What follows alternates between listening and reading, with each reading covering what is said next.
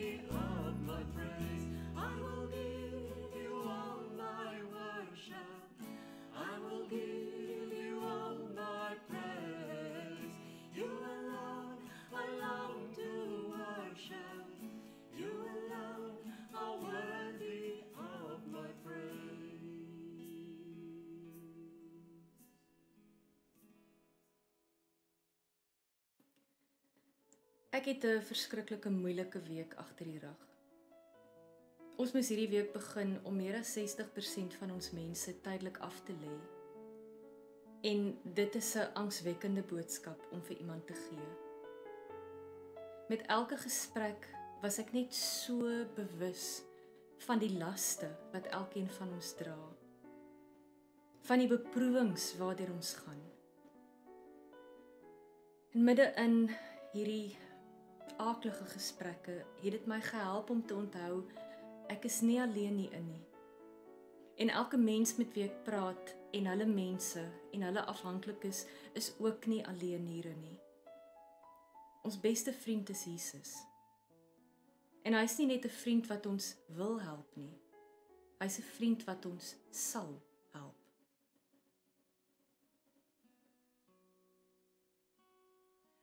Wat 'n vriend het ons in Jesus, hy wat in ons plek wil staan. Wat 'n voorreg om gedurig tot God troon deur hom te gaan. Hoe verbeur ons tog die vrede? Ag, hoe dikwels lei ons maar. Net omdat ons nie ons noorde uitstort in Gods Vaderhart. Ons is so onwaardig, Jesus, doch het U ons vriend geword. Ons sal nie net van U vra nie, ons sal help om troos te bring. Ja, ons sal help om hoop te bring. As versoeking en beproewing of as kwelling ons bedreig, laat ons nooit mismoedig word nie. Laat ons bedes opwaarts styg. Nêrens is 'n vriend getrouwer as hy wat ons nodig het. Jesus voel met al ons swakheid en wil deel in al ons leed. Ons is so onwaardig, Jesus, toch het U ons vriend geword. Ons sal U nie vir onsself hou nie, ons sal U vriendskap deel. Ja, ons sal U vriendskap deel. Ons is so onwaardig, Jesus, toch het U ons vriend geword. Ons sal help om hierdie wêreld 'n beter plek te maak. Saam met U 'n beter plek te maak. Saam met U 'n beter plek te maak.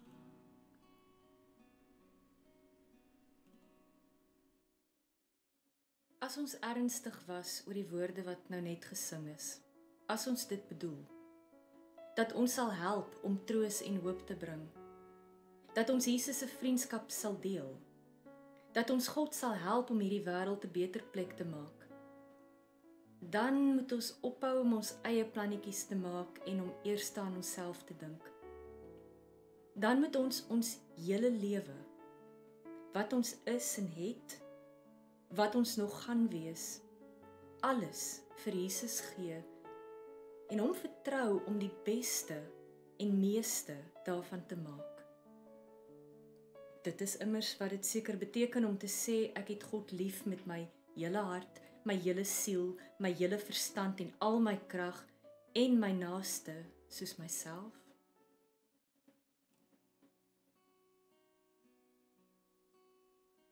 Jesus, alles gee ek U, wat ek is en het, en wat ek ooit sal wees. Jesus, alles gee ek U, wat ek is